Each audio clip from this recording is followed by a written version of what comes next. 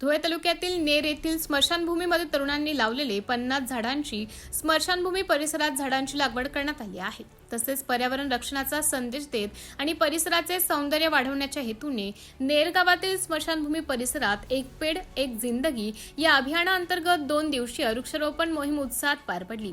या उपक्रमात 2 दिवसात एकूण 50 विविध प्रकारच्या रोपांची लागवड करून त्यांच्या संगोपनाचा दृढ संकल्प करण्यात आला। तसेच पर्यावरणाचा समतोल राखण्यासाठी स्मशानभूमी परिसरात बोर, आंबा, चिंच, वड, निलगिरी, कडुनिंब, बदाम आणि आवळा यासारख्या विविध उपयोगी व छायादार वृक्षांची लागवड करण्यात आली। उपक्रमाच्या पहिल्या दिवशी 22 रोजी 35 झाडांची लागवड करण्यात आली होती, तर दुसऱ्या दिवशी 23 रोजी अधिक 15 झाडे लावून पहिल्या टप्प्यातील 50 वृक्षांची लागवड यशस्वीरित्या पूर्ण झाली।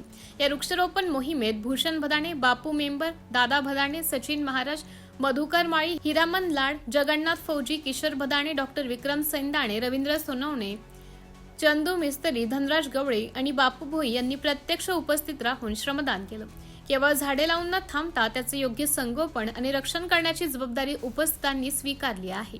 MDTV न्यूज साठी तालुका प्रतिनिधी दिलीप साळुंखे, धुळे।